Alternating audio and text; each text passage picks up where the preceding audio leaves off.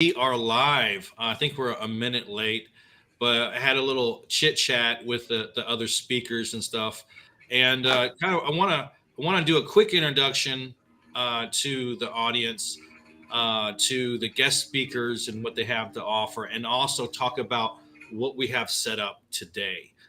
So first of all, I want to thank my guest speakers, uh, Ed Furteau and Jeremy Blueball. They're both really good people, good friends. I think I've known both of you for, I want to say 2 years. I don't know if that's quite right or not, but there's I'd say it's almost 3 years, Troy. almost 3 years. See, you need to correct me on that. Yeah, it's been 10 years, Troy. 10 years? No, not quite 10. I think someone's not telling the truth here. Yeah. So I am an expert in certain areas that have to do with LinkedIn and systems, and I know a lot about personalization and things like that. But I'm not an expert on certain areas that Ed and Jeremy touch on, and I thought it would be great to add them to the roster today.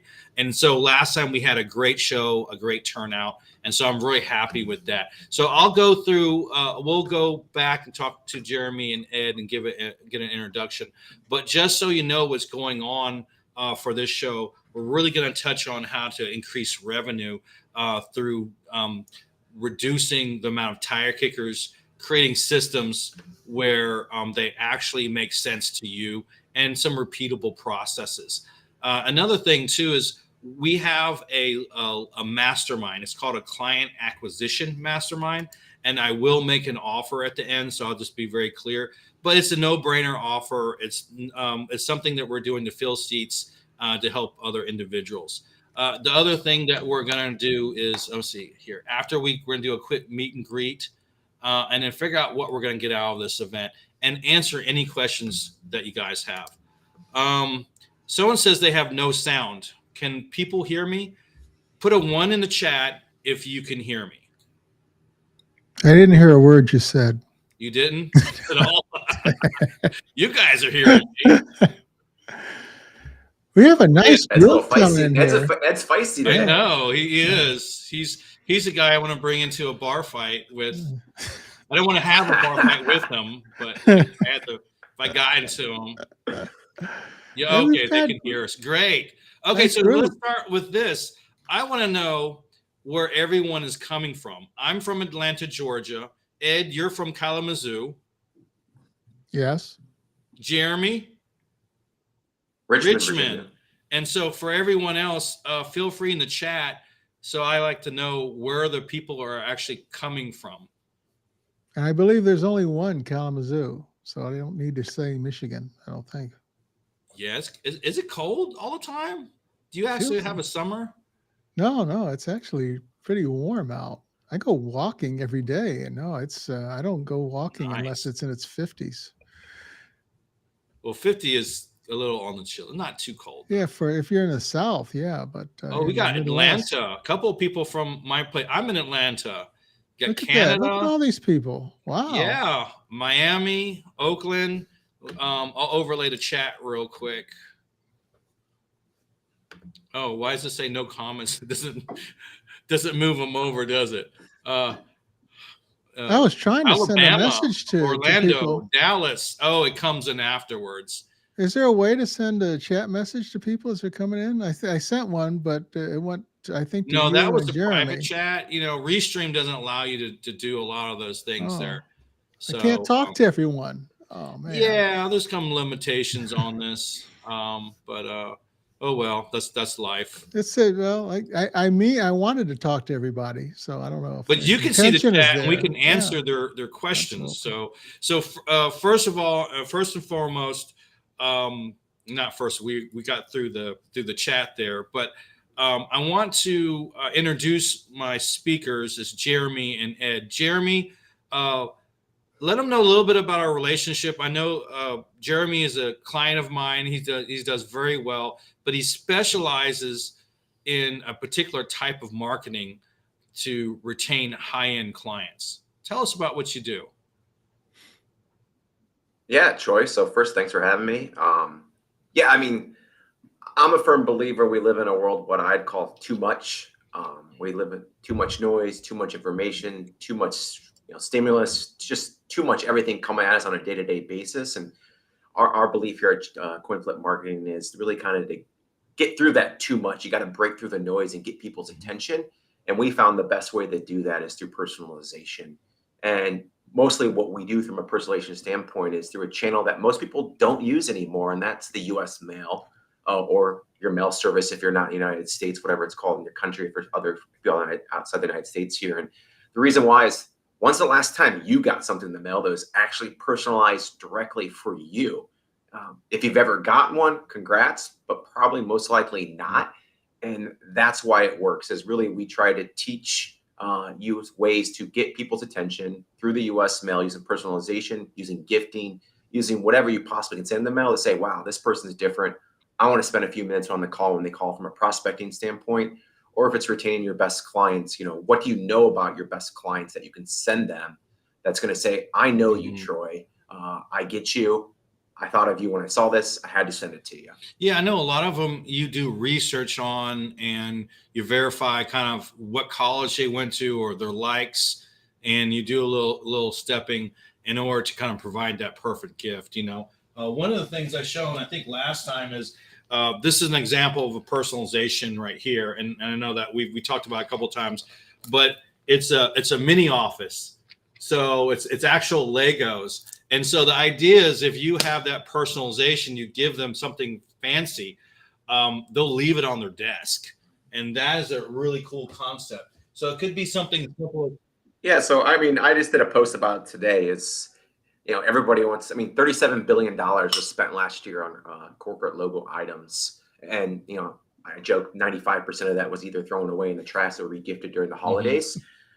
If you're going to send something, especially to your top clients or even to your top prospects, you got to make it about them moving forward, because they care about them. They don't really care about you or your brand. So like, here's a perfect example of like a wine glass. I don't know if you can see the person's name there on it. That's their name. This is actually a map of Scottsdale. Yeah. So it's a company called Well Told Design that does that. They actually do water bottles too. I think this is very handsome. Raleigh. Puts their name on it. If you find out your client's a huge Detroit Tigers fan, like here's an example of if they like to drink beer, like here's a Detroit Tigers baseball bat bottle opener. Examples I can show you, like it's really getting understanding who your best client is, what makes them tick, what makes them human. At the end of the day, we all watch Netflix. We all have a sports team we cheer for. We all have a spot that we go on vacation to. It's finding that information and then using it to your advantage. Yeah, I think it's extremely important for client retention. So if you have a client that's paying, that's paying $30,000, $50,000 a month for their advertise or whatever services that you're providing, you want to know that you appreciate them. And so those things help with retention. And it's much easier to retain a client than to get a new one, Oh yeah. So thank you. Studies show it's five times harder to get a new client than is to retain a client. And what we found here in our business, we've been doing this for 4 years now, is if you actually, what we call the wow factor, we call them wow mailers to your best clients, and you get it right, they start talking. Not only do they become your friends, they become advocates, and they just start telling your name and your business to everyone. And also too, when you put a tangible gift in their hand that they would actually use, and it gets people talking about them. Hey, Troy, where'd you get that wine glass with your name on it? Oh, well, this guy named Jeremy Blueball over at Coin Flip Marketing sent it to me. Or hey, my financial advisor sent it to me, or my insurance agent, or whatever your role is. Like, it gets them talking about you. It's free marketing. Oh, and where 50% of your business comes from, it comes from recommendations. So if you're doing good service and they have a pleasant idea every time they see a touch point, they're more likely to provide that or tell someone else about you. And so if someone's recommended to you, it's a much easier sell. It is a much easier sell versus you tooting your own horn, Oh yeah, I would agree with that. I would say I probably close a lot more of my referrals than I do actually my cold prospects. Yeah, the numbers. I'm assuming everybody listening on this call is the same way too. Hey, Ed. So I've been friends with Ed for quite a while, and he's given me some great advice on how to manage my email list and does a lot of deliverability. Ed, can you tell? And again, email is really the backbone of business. So people don't really think about that. They say, I'm a LinkedIn expert and I create systems that support email, direct message, and video and all that other stuff. But the default is actual email, how it's written, deliverability, and all that sort of thing. So, Ed, what do you say about that? And if you have any quick bits of advice, we would love to hear it. Yeah, well, Troy, you've been doing really well with your email list. I remember handing it over to you I late was really fall. scared. I didn't want to do it. Yeah, you picked it up pretty fast. I mean, your open rates are really good. Your engagement's really good. You've grown your list, so you've done a great job. I'm the guy who connects like somebody like Troy and what he does, and what somebody like Jeremy and what he does. I would be the person that's kind of in the middle with email. So email is still the number one communication channel out there. A lot of people like to say, well, email is dead. But I remember it wasn't very long ago when Facebook and I think Instagram went down and people were freaking out. It was down for 24 hours. And the way they were communicating with their friends about Facebook being down was through email. So email is the default, as Troy mentioned, the default communication channel for most people. Still the number one communication channel if you're doing B2B. And the way we approach it is with a combination of a subscription email, kind of opt-in type email, along with getting people in your CRM. So you start off with maybe a newsletter. Let's say you're talking to somebody on LinkedIn and you're using Troy's approach to reach them. You want to have another communication channel. I always say to people, hey, can I get you another communication channel just in case there's a problem? I know sometimes I'm not on LinkedIn. I don't pay attention to DMs. There's a script that we follow, but most people will agree to that. Now you have two different communication channels that you could talk to somebody. You can get them on a newsletter, something that goes out once a week. And then what we do is we put triggers in place to determine when somebody's interested. So if you think about the general population, about 10% are in market, meaning they're open to hearing what you have to say. They possibly will buy what you have to offer. 3% of those people are really in market. They are the ones that are actively looking. Maybe they just had some sort of trigger event that caused them to need to solve their problem right now. And then you have another 7% that are open to talking about what you have to say. Maybe they have an existing problem that they'd like to solve, but it's not urgent. So you've got that 10% you can talk to. The 90% aren't ready yet, and you need to ascend them up different levels to where they are ready. And that's where a good newsletter will come in place. And then you have triggers. Troy and I know about this because we used it on his list. We call it the needle in the haystack, where the triggers. I coined that phrase, by the way.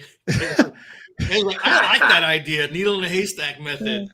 But yes, that's what he said when I mentioned it to him, and now he said he's coined it. He stole it from me. no. But I trademarked it. Yeah, he did. But we've used that method, two-step method, to identify people that are in market without upsetting the rest of the people that aren't in market. And then when we do that, we've booked appointments for Troy, we've booked appointments for myself, we've booked appointments for our friend Jean-Michel when we were working, all three of us. It's a great way to identify people who are ready to do business now. Then you move them over either to a CRM, or you can get them on an appointment, or you can send them to some more a sales page. Works great. Yeah, definitely. I'll give a quick brief on how I managed my simple list. So I've talked to Ed about it, and I said, you know what? When people need to add people to the list and people need to remove people from the list, right? And so the list size is not always the most important thing.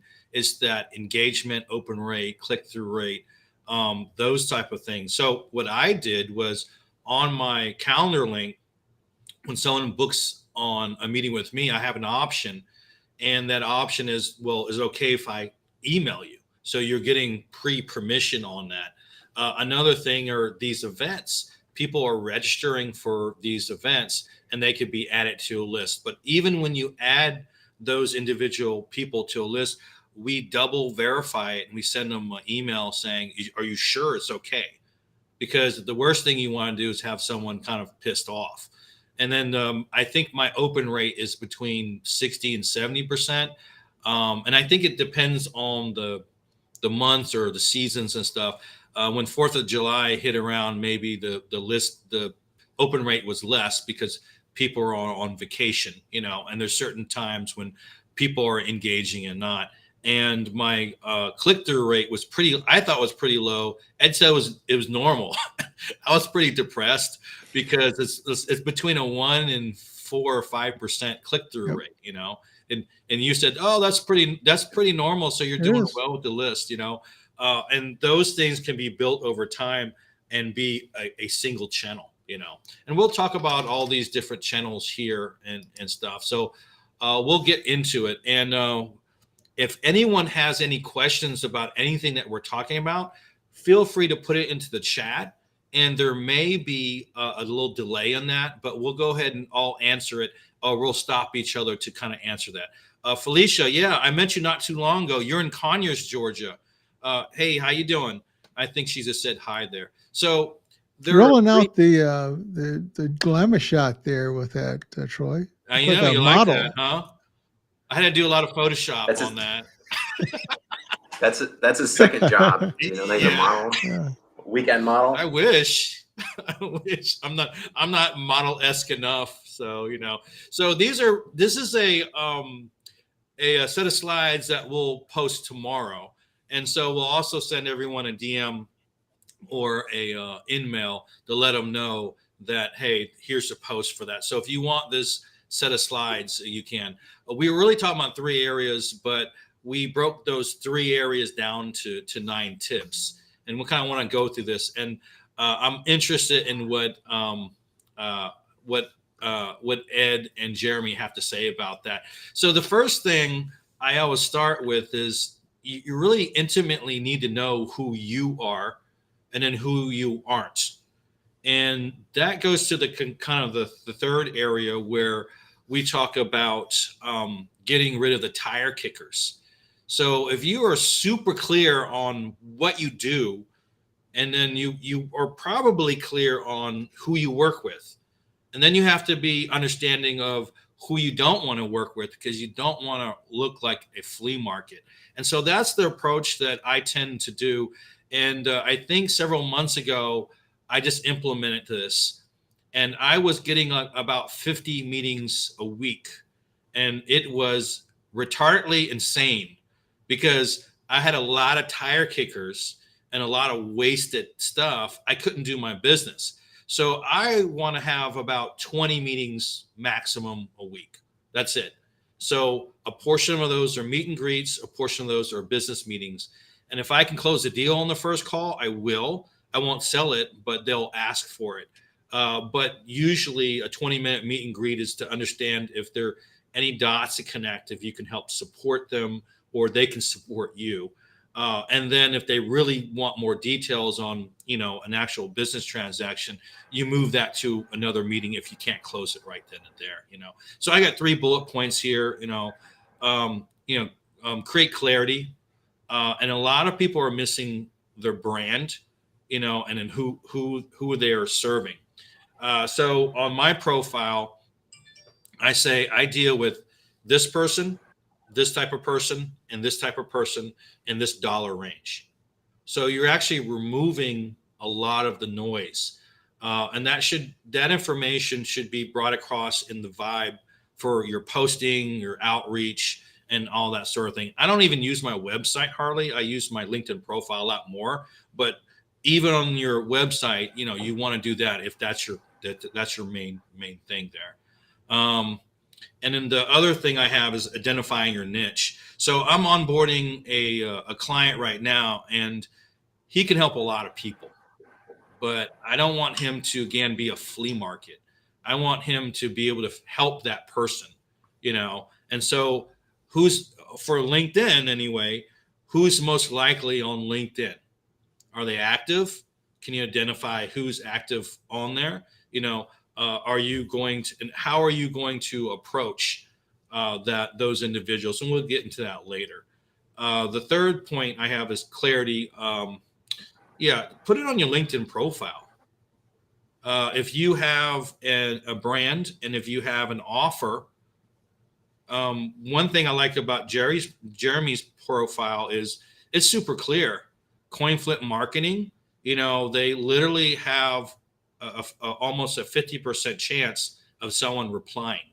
So that idea is very, very clear.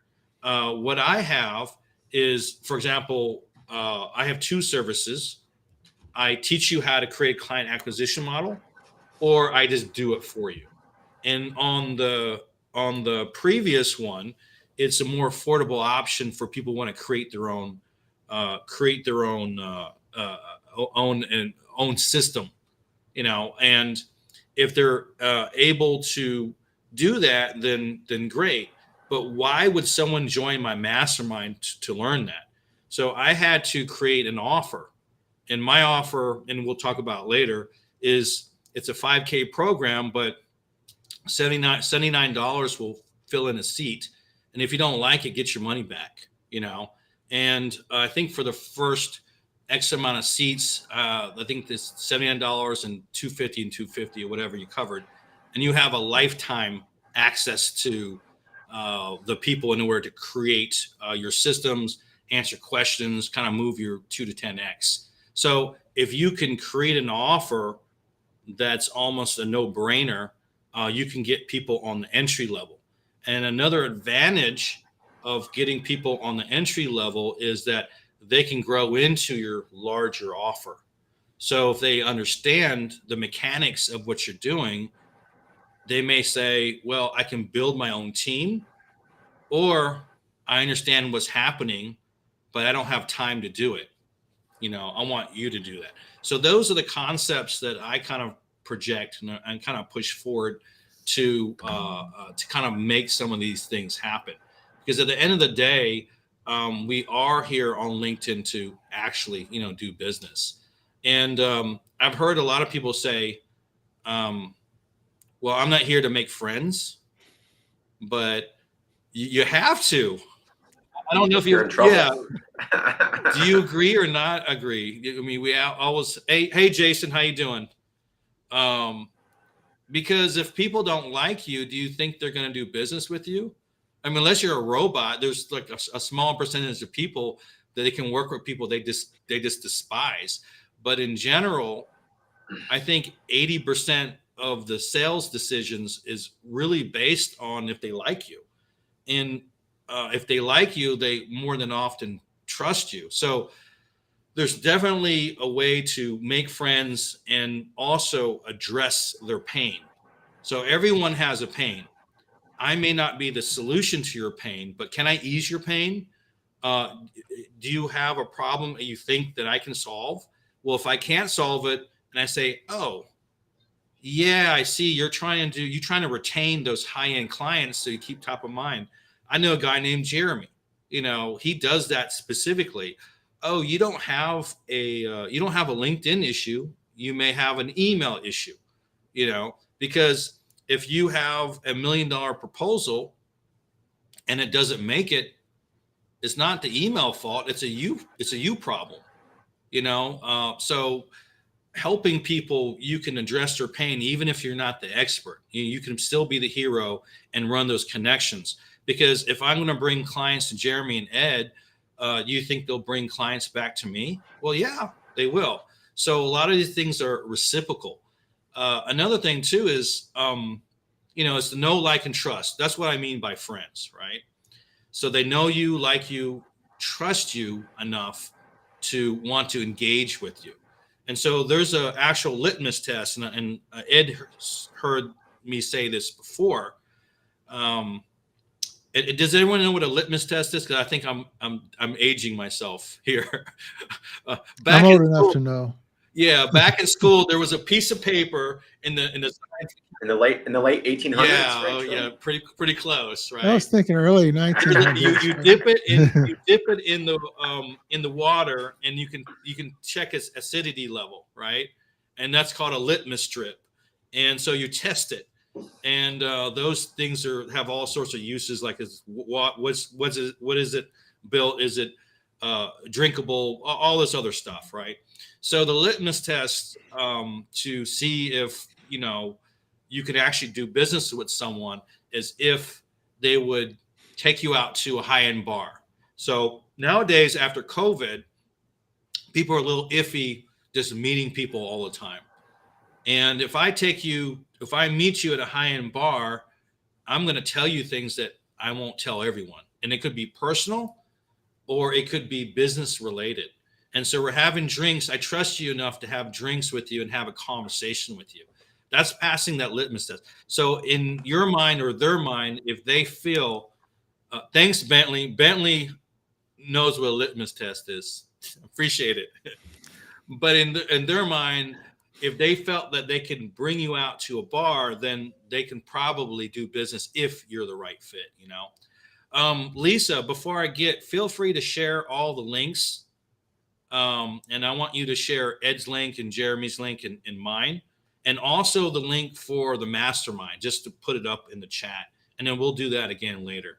The other thing is, when you're addressing the pain, you need to come from a place of service. And that term came from my buddy, Jean-Michel. Coming from a place of service is not saying, I want to take your money. I want you to buy my stuff. That's not coming from, it's just solving or reducing that pain. And so that tactic really allows people to like you.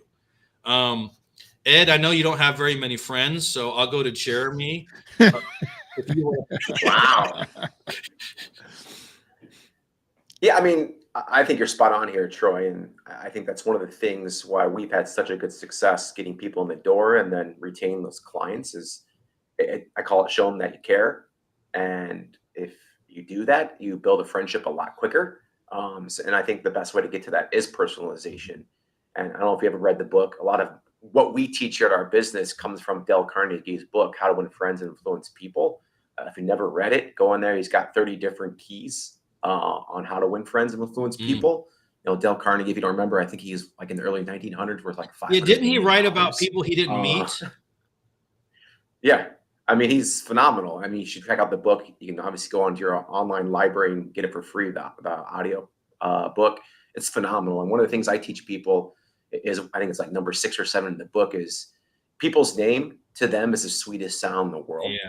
So when you use people's names, whether it's in person or, once again, personalization, putting people's names on gifts, they're way more likely to hold it to heart and tell people about you because it's about them and because it's their name and they love their name. Yeah. Again, what that really is talking to them about them. Yeah. So we're human centric. So when we hear our own name and people are engaging with us, we know that they're thinking of us, and that has value in within us, and it actually alters our decision making, as well. The other thing we want to talk about is creating an omnipresence, and the word omnipresence is not here, but you want to use systems and strategies, and want to use it for value. I keep on saying value, and for clarity, I'm not saying value to me. I'm saying value to the audience. What is perceived value to them? And so you can use it for good, systems for good, or you can use it for evil. And evil equates to spam.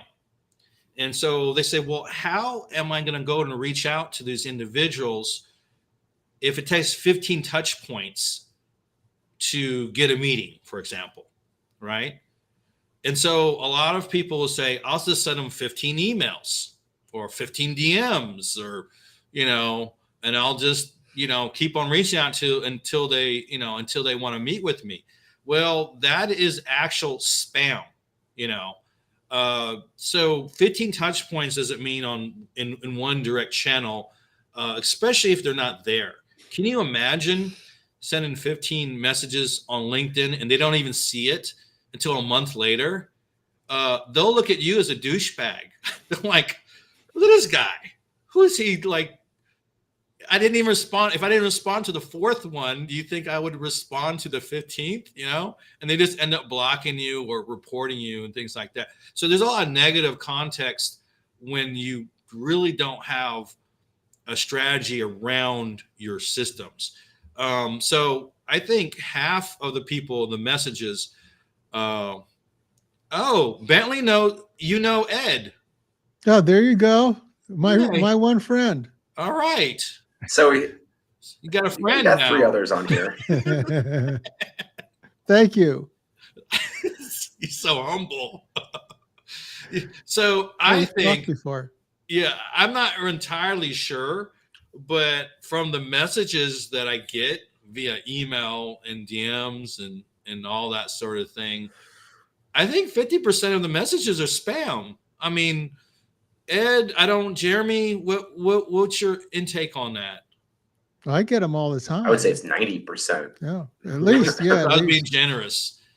So, and most of those people, and I would add too, like, is it even coming, like, especially in email, and this is where Ed helps, like once a week, I'll go into my spam folder just to see all the crap that came in. And I'm like, there's so many people not even making it into my inbox because it's their keywords suck. It's way too long. It's not relevant. Like it's coming from an email that Ed knows more about this stuff than I do. Probably come from an email system that's never sent an email before. I mean, there's a lot of things that go into it, and just not only is it not relevant, but it's not even making it to my inbox. Yeah.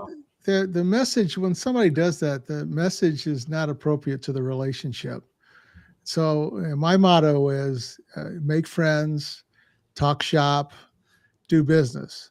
But you don't go straight to do business before you've made friends first.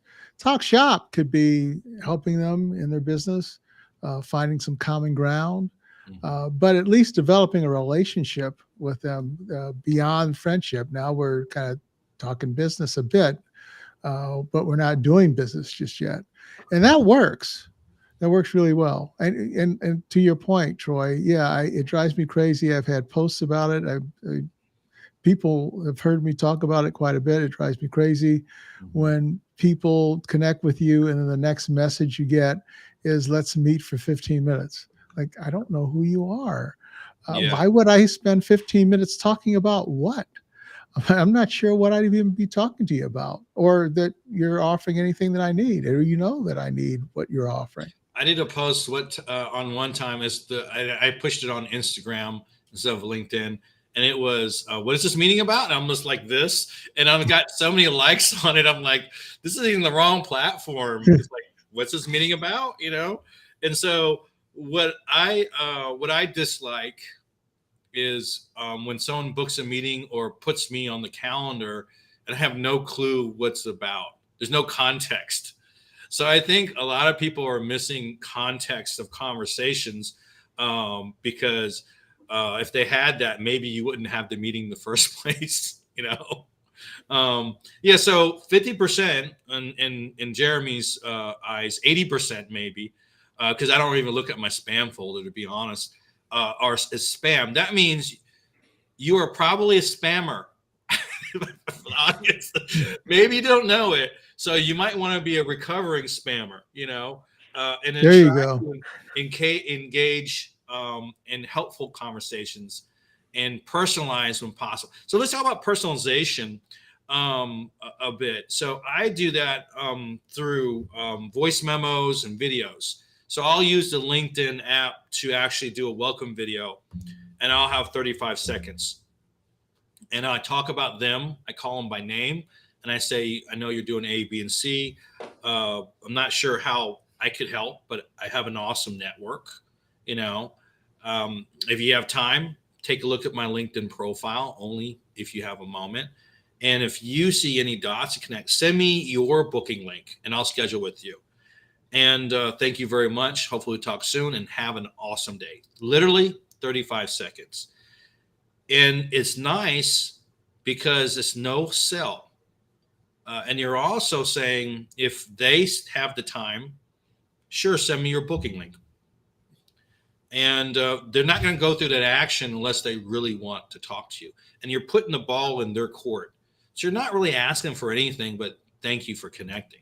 And so that personalization is nice, because if they say, okay, the ask was to was thanking me for connecting, but the ask was take a look at his stuff, and it's a click. So that ask is equal to that relationship, like what Ed was saying. It's worth it. If it's not, then it's really not meant to be. There might not be a good person that you want to talk to anyway. And so that ask has to be equal to that relationship. And so personalization with video or voice memo or even mailing out or email really makes sense. Another thing too is when we are using systems, you may connect on LinkedIn, but they may not see the message. And so you naturally want to roll to something they're more familiar with, is email. And you want to do it over time. So what if I saw someone I want to connect with? I may want to engage with his post. And Ed does really good with his post. He's got some big numbers with his post engagement. And so I may want to engage in someone in their post because I know they're active or something. And I want to engage maybe twice. But if you look at a post, if you like it, if you post a thoughtful comment and they reply, those are 4 touch points. You get twice 8 touch points in a week or 2. Week 2 or 3, you send a connection invite and you say, you had a great post. I enjoyed your post about ABC. If it's worth connecting, feel free. And so that's the message, and they accept it. So you've already created 11 touch points and you've moved the relationship down the line, which is what you want to do. And you've done that over time. And can I stop you for just a second, Troy? Because there's something that you said I think people should know, because the 2 things that you just talked about doing, the sending the audio or the video to people to connect, and then the connection message, you get a really good conversion rate for both of those. Could you tell people how you do as far as conversion? I get about a 20% conversion right off the welcome video. So and conversion is to an appointment. To an appointment, to a vetted, booked appointment. So that's pretty high. So you don't need a lot of connections. So one thing is I don't accept everyone's connection. So I'm a little careful on the connections that I accept. So once I am connected, I take the time to personalize the message. That message via video or voice memo, which is an option on LinkedIn, and also my services send out videos as well, and they get good conversion rates. So you may not have time to do video all the time. We have systems where our assistants will send the appropriate video out to the appropriate groupings, but the best conversion is doing it manually. So you don't have time to do it. Well, I'd add to that, Troy, it's going back to your first slide about understanding your ICP, who your niche is. Like, okay, maybe Ed isn't, so we'll use the systems to reach out to Ed. But I get on Troy's profile, I'm like, oh, Troy's someone who fits who I want to work with. That's when you take the personalization and do the 35-second video. Because now Ed might be in the better client in the long down the road. You obviously don't know that, but like just based off what you're reading on Troy's profile, that's the person you want to do exactly what you're doing for. Yeah, and you also want to fill in the gaps, because a lot of times you don't have all the time in a day. I mean, it takes me 35 seconds to do the video. I had a client, took them 2 hours to do video, 35 seconds, and they're just not video people, right? Yeah, you're just calling me out left and right here. I had a client, Ed, no, but seriously, not everyone, can do a one take and that sort of thing. And so you may want to pick who are the most ideal items, people who connected recently, saying, oh, these 20 people connected me over the last 2 days. And there's 3 people I want to personally send a video to, or 5 people or whatever. And so what do you do about the rest? Well, you can do a voice memo. You could have a system like mine that sends a video that we create with you that's specific to that target market and fill in the gaps. So one thing that people do not do well is they don't follow up and they don't fill in the gaps, because you don't need a lot of volume all the time to fill in the number of clients. Because if you have a high value service, most of the entrepreneurs have to onboard the client, right? They have to manage the client to get a system together. How many clients can you really take on at once? So you may be in a situation that you're taking on clients and you can't serve them. I can't serve more than 4 new clients a month, and that's fine for me. But if I'm able to get 4 clients a month, that's very good money, and it compounds every single month. So if you get 4 clients at, say $2,500 a pop per month, you're talking about 10 grand. And then the following month, you add another 10 grand to it, and so on and so on. So these things are like interest rate, by a large factor, if you will, let me see here.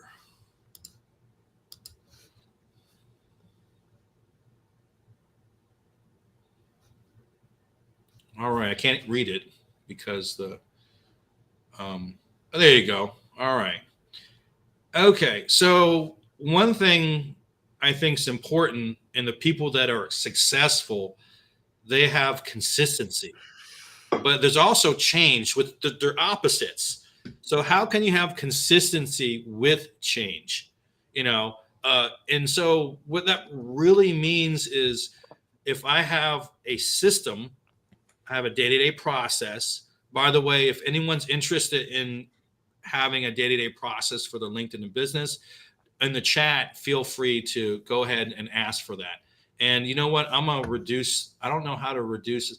Hey, Ed and Jeremy, if someone does, I'm on the version that's full, so I can't see the chat. If anyone's asking questions on the chat, let me know, because I just realized that now.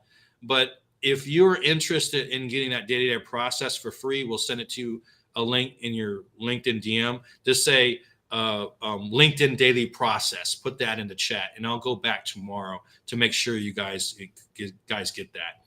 But when we create a system, whether it's manual or has some AI factor to it, doing that on a normal basis, having a slow increments of positive change, really brings in the business over time. And when I say slight change, no system is perfect. What works today may not work 3 months from now, right? Or may not work as well 3 months from now. So that's why A/B testing is necessary. That's why sometimes you have to have an omnipresence. You have to have multiple systems that work out well, and they work together. That's really what that means. So you got to figure out what works well, and then you make minor changes over time for scalability. Bentley has a question about the opening value offer to build your list, and also the frequency in which you should mail. Let me answer the second part of his question. I think the 3 of us could chime in on the first one. I have a pet peeve when it comes to how often you mail. A lot of people get this wrong. A lot of gurus get it wrong in how often you should mail. It's all based on data. And the data that you want to look at is your percentage of unsubscribes, percentage of spam complaints, and percentage of, unsubscribes, spam complaints. There's one other, I'm forgetting the other one. Bounces. So as long as you fall within the right range, so spam complaints has to be less than 1/10 of 1%, 0.1%. Bounce rate should be under or between 0.2 and 0.5%. And bounce rate should be under 2%. Unsubscribe rate should be between 0.2 and 0.5%. As long as you're in that range, you can keep mailing day after day after day. But once you go above that range, you need to start scaling back down. Yeah. So I think a lot of people have problems managing lists. So the biggest thing that I would think that would be an issue is that people use old lists. So they'll have a bunch of emails and they're going to create a list out of that email, and those emails are older than 6 months. And if those emails are older than 6 months, what's the percentage chance? So 2% of emails go bad each month. So now you're looking at 12% of them being bad. You're well over that bounce rate that I mentioned of 2%. So you get yourself in trouble. So yeah, you do have to clean the list. A good place, good service to clean the list would be clearout.io. Yeah, they have softwares that will clear it out every 30 days, like the SendFox software. Yeah, you want to use a third party though, because they're not going to catch everything. Oh, I see. Yeah. So they have most of those rates on it. So yeah, cleaning out your list, people that are not active, people that are not opening, and things like that. If they're not going to see it in, say, 2 or 3 emails, you might as well drop them, because it's very problematic, and they're not going to really. There's no value to them, and there's no value to you if you don't clean those lists out. What was the other part?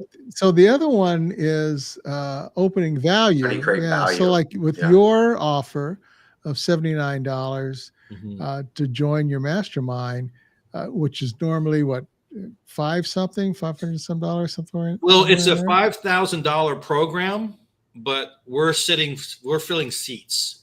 So the idea is really just get some happy customers in there and them to tell other people for testimony, just to be honest. So people say, oh, you're doing such great work and you're giving away for free. Well, I'm helping them to help me. Let's just be honest. That's what business is all about. So I'm proposing, it's $79 and for the first month. And if they don't want it, I just give their money back. And then there's 2 payments of $247, and that's it. And they have a lifetime access to me, weekly meetings, live courses, and recorded courses.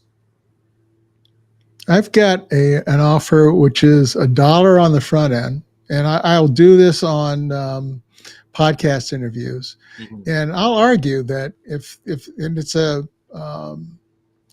subject line product that'll help. It's basically double your open rates is what it's called. And so I'll challenge people and say, yeah, it's not free, because a lot of times when you go on podcast, the guest will give something away. I'm charging $1, and I tell people that, well, if doubling your open rates is not worth $1, then you shouldn't do it. Yeah. And that challenge actually gets people to take me up on it. I haven't lost a single person by doing that versus doing something for free. And the difference being the people that are willing to spend even $1 tell you something. And so the next step in the funnel, they jump to a $97 product, and it's tied to the first one. It's called hypnotic copywriting. Because you're bringing them on a journey. Right. And again, I do another challenge. I say, look, I can take anyone and turn them into an A-list email copywriter in an hour. So it's an irresistible offer and a great challenge. It's only $97. So most people take me up on that. And then the next one is a $197 offer. And then there's another one after that, which is the final one, and that's working with me. So you stair step them, you progress them on their way, and at some point somebody will stop and say, I just don't want to spend any more money. But you know that they've at least been willing to spend some money with you. You develop a relationship with them, and maybe you get them as a consulting client. Yeah, you're doing a couple of things. It's similar to mine. I want $79 to hold your seat. But if you don't think it's worth it, I just give your money back, and I'm 2xing to 10xing their business on their bottom line. And so once you set up that first series of items for where they're learning stuff, you're educating them in a way that they can be more self-sufficient and they get to know you better. And once they get to know you better, they're primed to actually do it themselves or hire you to do the service. So you're doing yourself a service and you're also providing a service to them, which is very, very powerful. That way, because if you give them too much information at once, it's just overkill. So they have to be exposed to the concepts and ideas first. I don't know if we let's see here. I don't know if we answered the question though. Yeah, we did. We did. Okay. Yeah. Yeah, you sure did. So Bentley has a question. I mean, I'll say mine real quick because mine's a little different. I mean, my kind of whole thing is always kind of present value on my channels where I market to. And it's always an offer, whether in the post or in the comments or whatever, there's a way to get access to my newsletter or my book. And that gets you into my system. Oh. And to your point, Troy, is if you start reading my emails, you start paying attention to my post, I try to drop a ton of value on how we do it. So say, hey, you can go do this yourself. I'm giving you all this stuff and showing you how to do it. But my client's biggest pain point is time. Yeah, I know I should be doing this, but I just don't have the time. Well, guess what? We can do it for you. So you have to make, and over the time as they watch all my value that I drop on LinkedIn or through my newsletters, they realize, okay, I need to start doing this or I need to hire Jeremy's company. And that's how I approach it. Do you provide products, Jeremy? Because I know that I've given people an option because there's so many people that do it yourself. They want to do it themselves versus hire somebody. Do you have that option for people that want to do things on their own? Yeah, so I have a course if they want to learn everything I want to do. But here's what I've done. I've done 4 consulting gigs in the last 2 years, Ed, where people are like, hey, we're going to do it ourselves. Every single 4 of those people came back and did it, hired me. Yeah, because they realized it's a lot of work, didn't they? Yeah. They realized it was a lot of work, and they got other stuff going on. They worked with you. It doesn't get done. Yeah, it just doesn't get done. And they get some immediate results because they get on it, and then life happens. A kid gets sick, client passes, whatever the case may be, and it doesn't get done for a few weeks, and it gets put on the back holder because it's not quite as important, and it just doesn't get done. Yeah, definitely. Well, we had a question from a good friend, Bentley, and I love his name. It just sounds so rich, doesn't it, Bentley? Yeah. Rolls Royce, I think, is his middle name. Yeah. So as a newer business, what recommendations do each of you have for opening value offer to begin building an email list? So how do you provide value in order to generate that list? That's what we answered. That's what we just answered. We just answered it. Okay. We did. We're going to answer it again. Oh, my goodness. I'm just seeing this chat now. I pushed the button. So answer question answered. There you go. All right. So we have Kaylee, which she missed the first 38 minutes. It's okay. It's just all recorded, Awesome. So I'll open up the slides, and we're running out of time. We do that when we have guest speakers and stuff. So I apologize. I can manage my own time, but managing everyone else's time is really difficult for me. So this is what we're talking about. We have systems that allow them to learn, or so you either want to learn how to do it first, you want to hire, or you want to do both. So you may want to take the course at the same time you're working with that particular vendor in order to get a better understanding. And sometimes you want to take that baby step to get your feet wet. You're not all into it. So that's all this takes, for example. And I give 2 examples. This is the mastermind that we talk about. And then Lisa, if you can give the mastermind link again, that would be great. But we have a lifetime mastermind that teaches you how to create your own client acquisition system.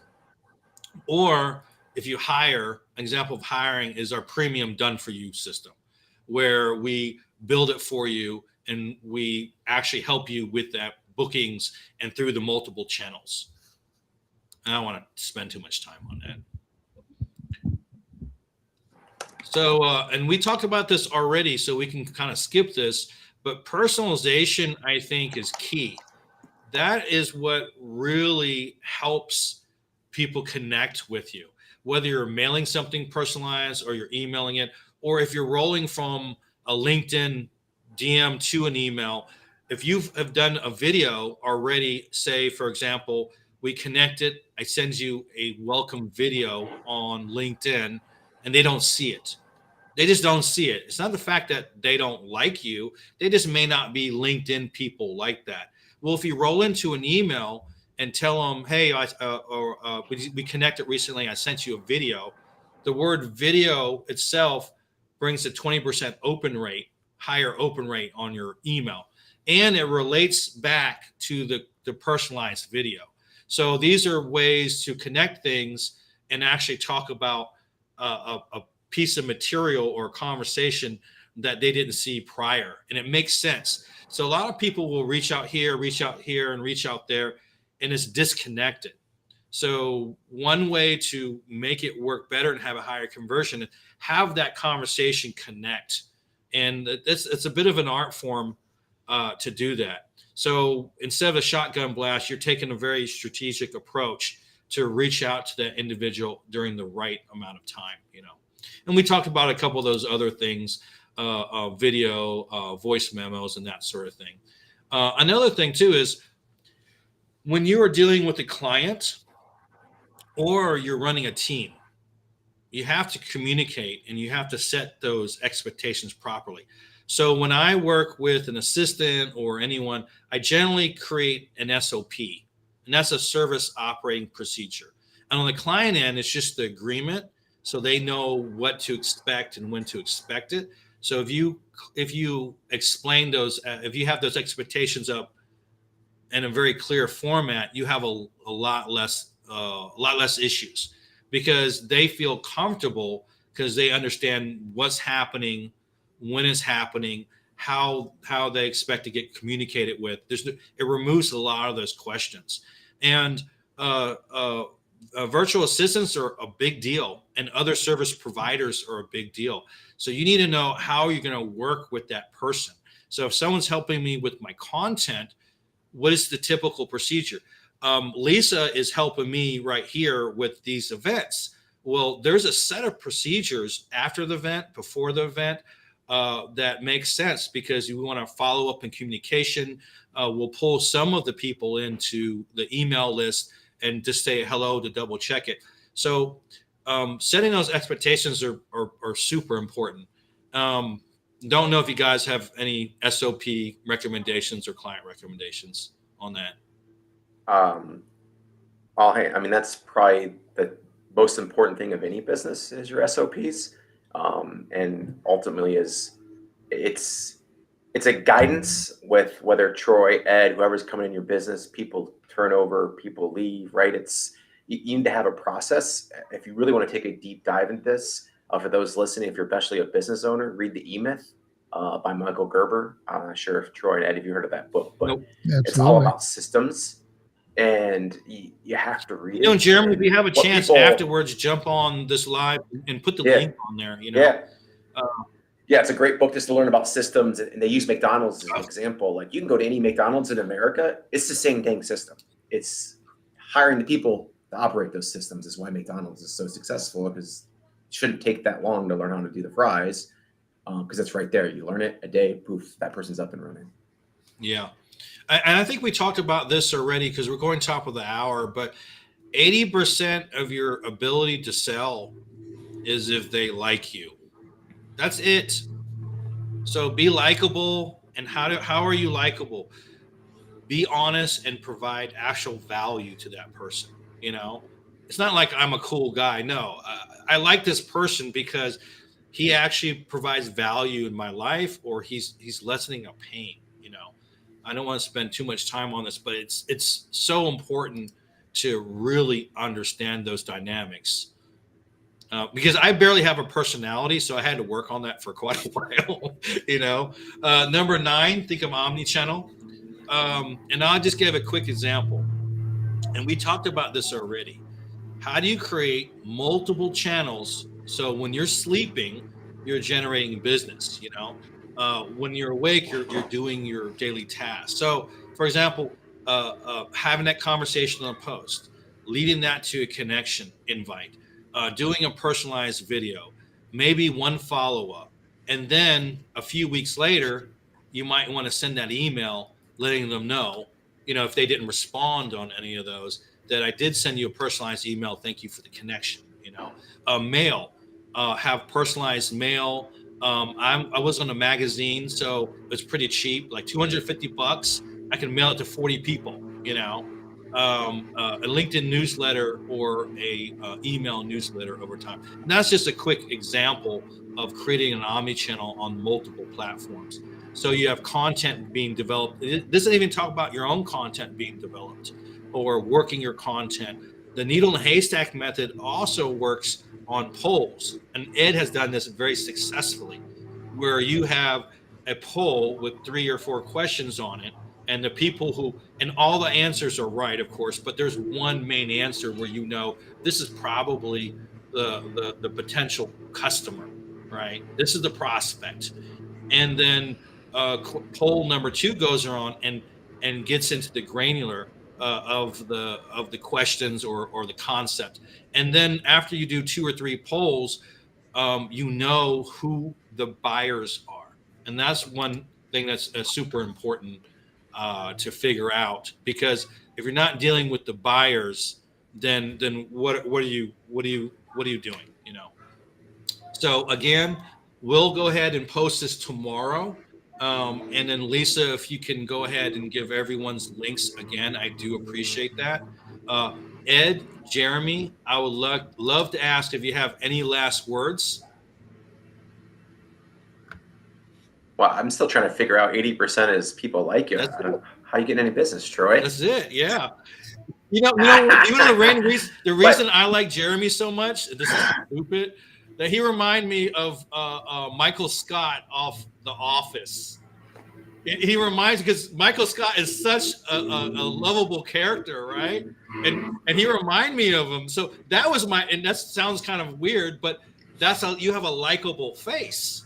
And so when I start engaging with you, this guy's he's not a jerk at all. He's really a nice guy, and he's there to help people.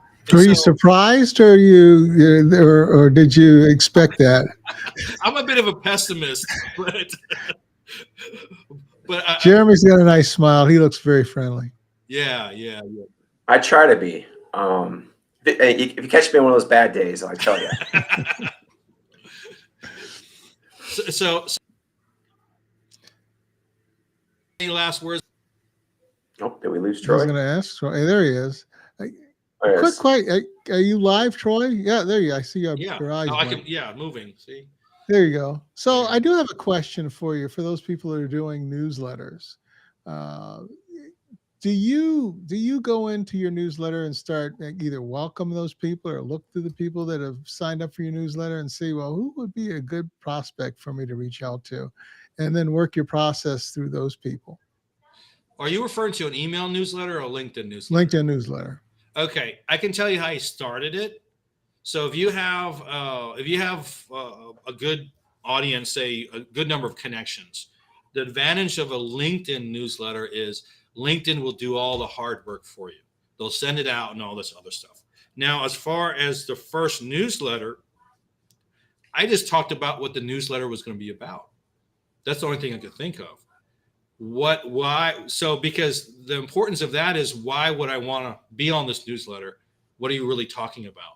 And so that's the first newsletter that I pushed out, is what it was about. And mine's about interesting people and interesting things. It could be technology. It could be an interview with a person. It could be a cool piece of software that you're using this technique.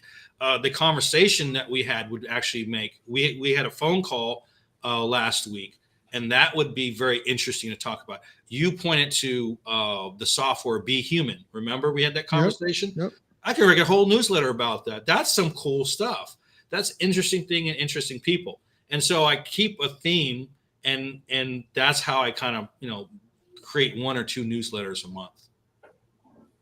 And so for me, Ed, I started off with the LinkedIn newsletter. I was going to keep on doing it, but LinkedIn deleted it. So thank you, LinkedIn.